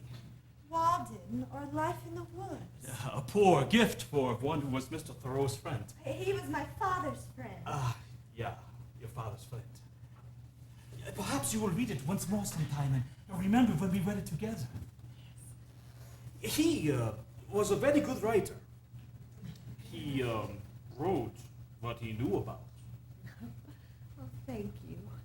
But I have no gift for you. Oh, but you have. You have given this sword for its many happy memories. You have given me the same. All those nights at the opera. Oh, I only wish I could have purchased seats in the dress room. Oh, no, the seats backstage in the wings that your friend the stage manager gave us were better than dress row. I will miss conversations warm and deep. I will miss living life and losing sleep. Thank you for sharing worlds I did not know. But for now, you must stay and I must go. I will miss hearing music in your laugh. I will miss reading each new paragraph. All New York will remind me of you, Joe. But for now, I must stay and you must go. Don't ever forget. Write what you know. I haven't sold a thing since. But you will. If you follow that advice, you'll be more famous even than Mr. Thoreau. I have never met a woman as intelligent as you. Nor I a man as intelligent and kind as you. I want you to promise me you'll come to Concord sometime soon and meet all my family and friends. Yeah, your friends. Will this Laurie that you're always speaking of be there? When he comes back from the continent, I suppose. Well, please, say you'll come and meet him and all the others. We'll see. God bless you, Joe March. And you, Professor Bhaer.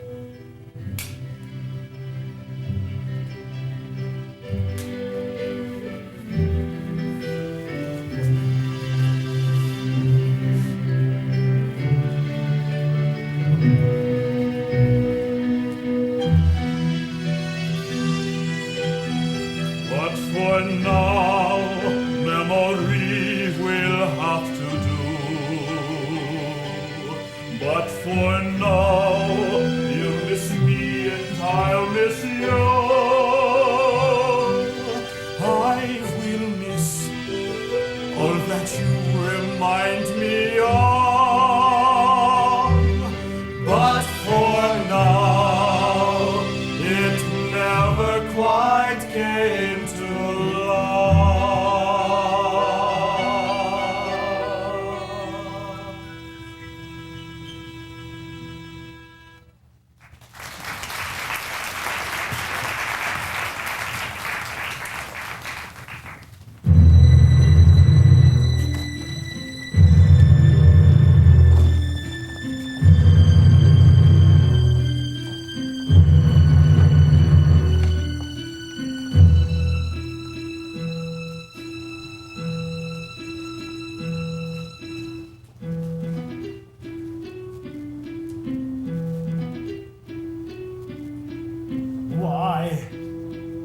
Why have you done this? Why must you take my dearest Bethy, take her from me? I can't protect her, I cannot save her. What am I supposed to do but beg for favor? I've seen the soldiers in their lines, I've heard them raise a battle cry. I've watched them gather guns and courage, knowing surely they would die. I've seen a mother in great need bend her knees to pray. I've seen another just as wanting turn away.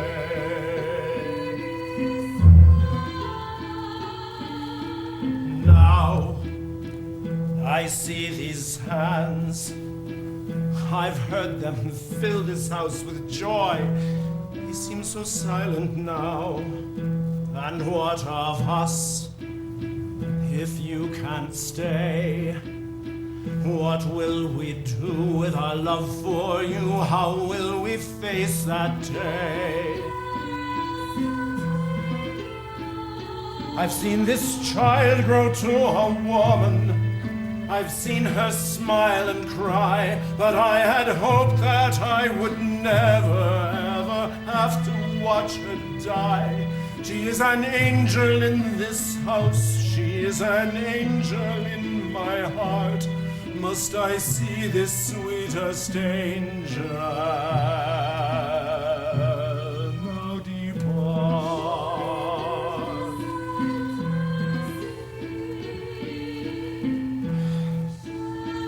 I see these hands, I see them try. I see these hands wave goodbye.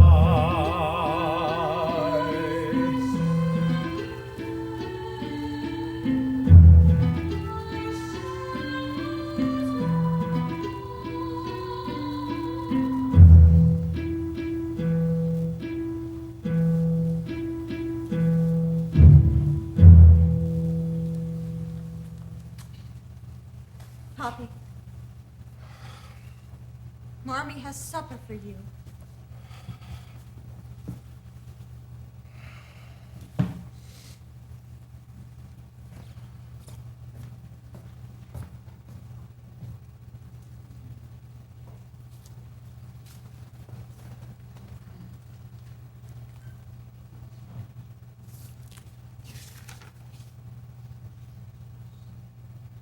Oh my.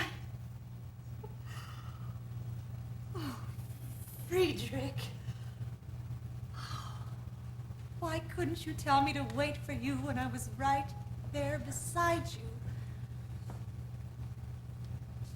How can I believe this promise now?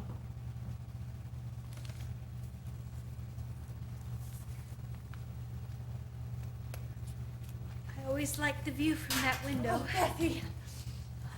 Are you all right? Is there anything I can get you?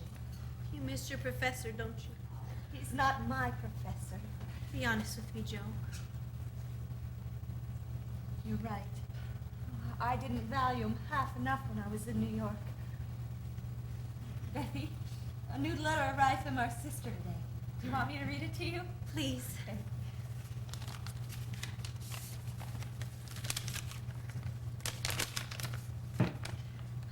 Dearest family, in my last letter, I told you there was a new man in my life. Does she name this mystery man? No. Apparently she's keeping it a secret. Anyway, Amy says he took me to the Marquee Ball last night, and we Bethy?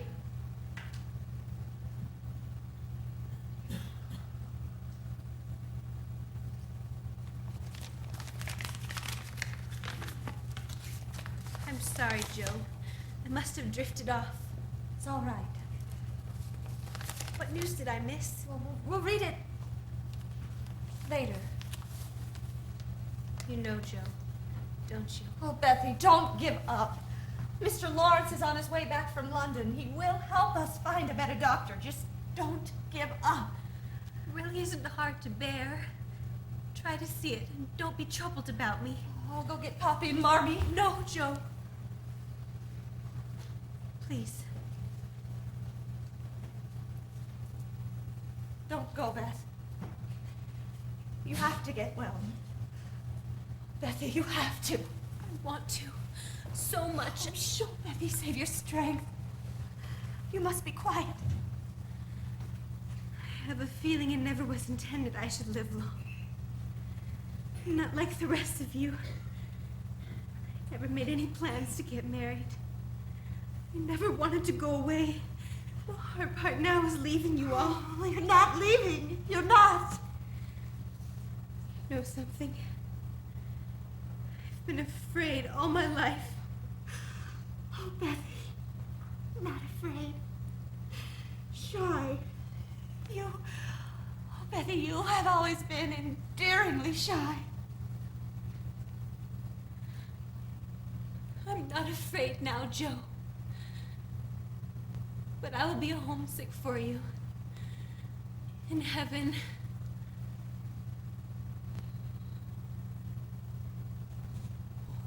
Effie?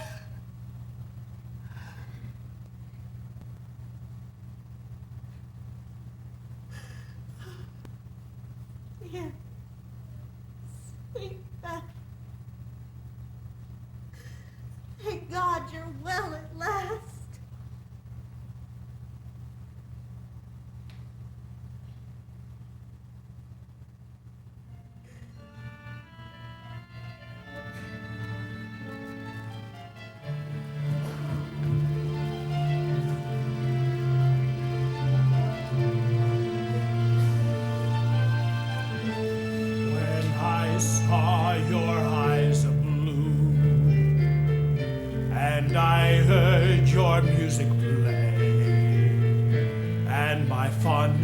For you grew, felt the coldness melt away. There is nothing I wouldn't do just to see a smile from you. Yes, you tamed the lions.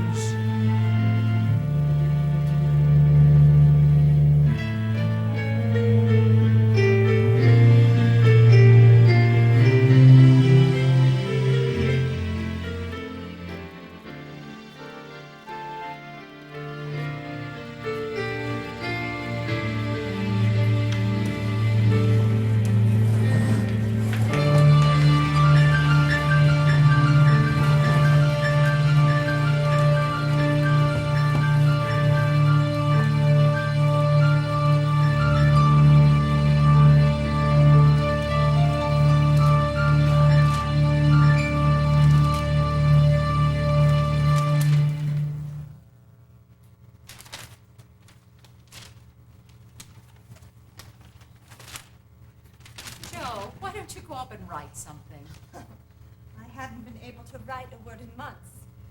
Not since Beth. Not for months. Well, go help Hannah then. I can't. She won't let me.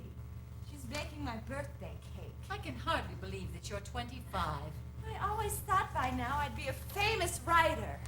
But a certain professor gave me some advice, and I haven't published a thing since. Well, you have to write to publish. And I'm ready.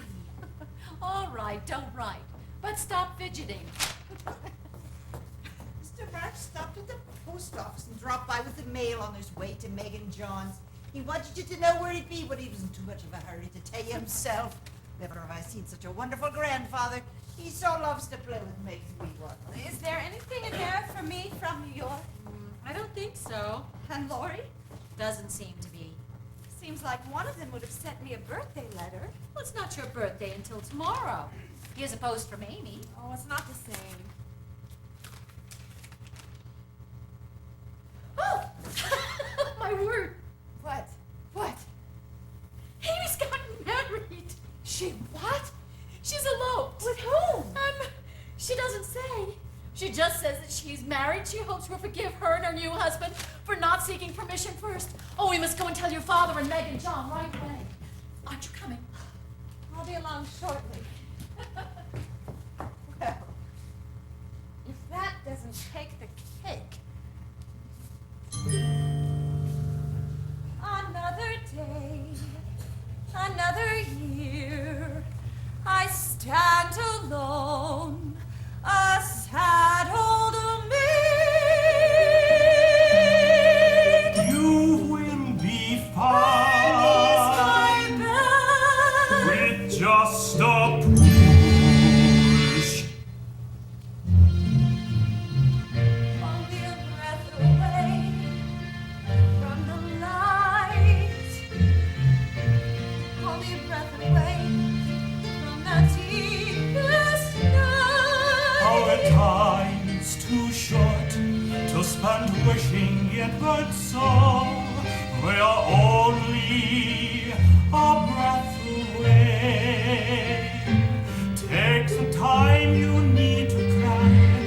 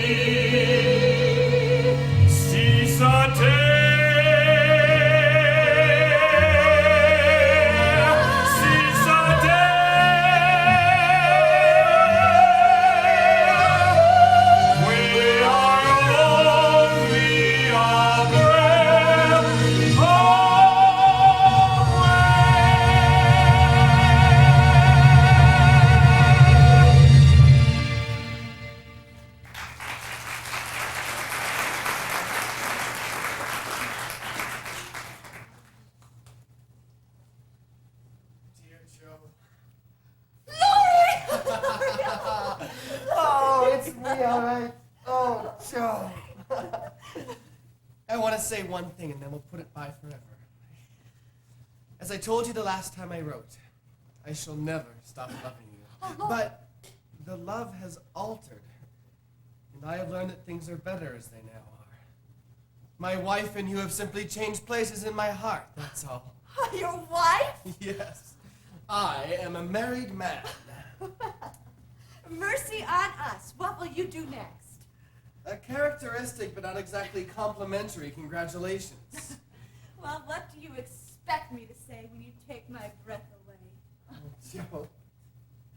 Now can we go back to the happy old times when we first knew one another? No, Laurie, we can never be boy and girl again. But we will always be brother and sister to help and love one another all our lives. You never changed, Joe. Now, when do I meet this lucky woman?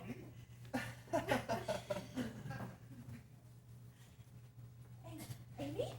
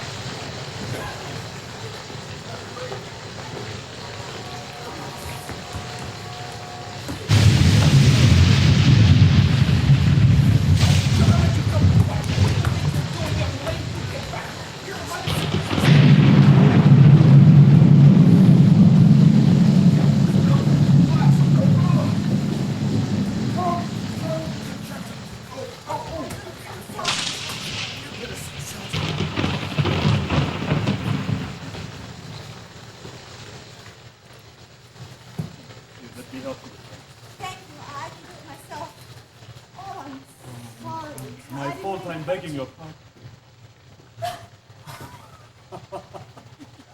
What are you doing here? I have come to Concord to see you and your friends. My train just arrives. When you didn't come and you didn't come. I thought you'd forgotten about me. No. Did you not find my note in the book? Why? Do you cry? Mother ran out of sugar before the punch was made. She sent me to get some more. Sugar makes you cry? No, it's just that it's such a surprise. Do I make you cry? I'm sorry. Why do I make you cry?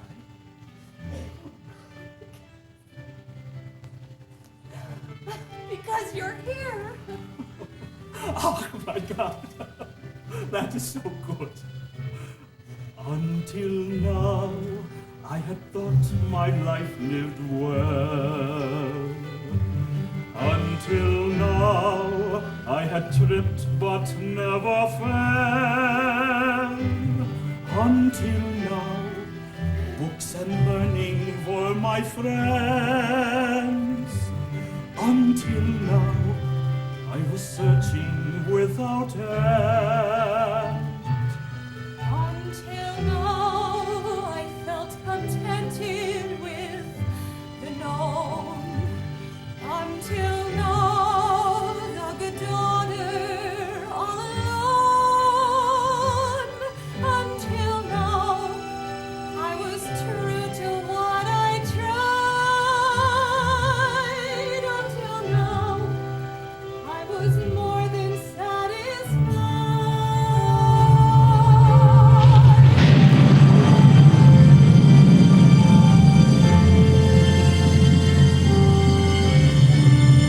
Until now, I had never felt your kiss. Until now, felt like this. After all, it's you I'm dreaming of.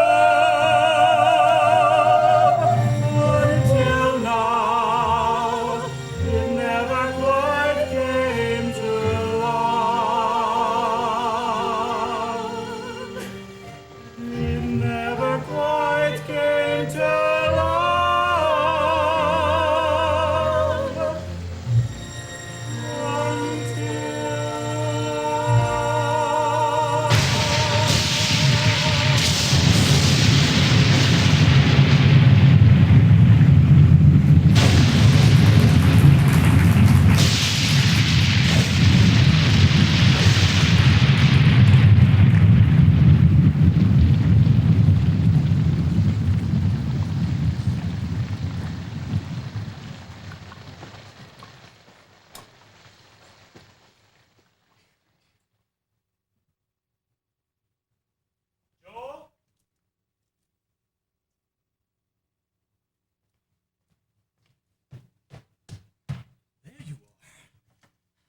find what you're looking for? I suppose.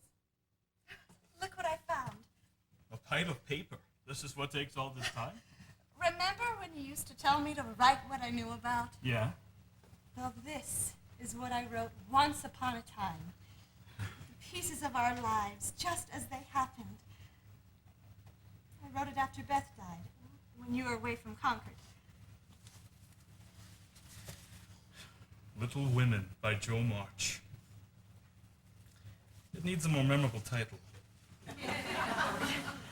Friedrich, why is it that those days were so dark? So many terrible things happened to our family, and yet they are so sweet in my memory. Well, that's life's great mystery, isn't it, my heart's dearest? Could it be because love is the sweetness of life? Oh, my dear Joe. You have shown me the best of love. That's what I've tried to write about.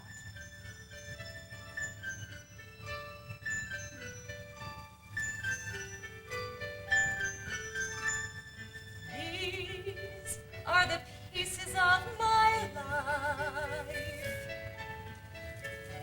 Bits of wandering life.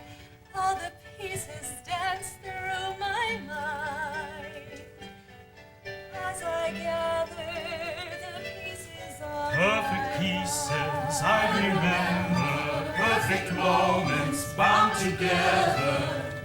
This was a moment sublime. Other moments pale by its side. How we laughed, maybe we cried. But this was a moment of paper. It's a wonder, it's a moment from the sun.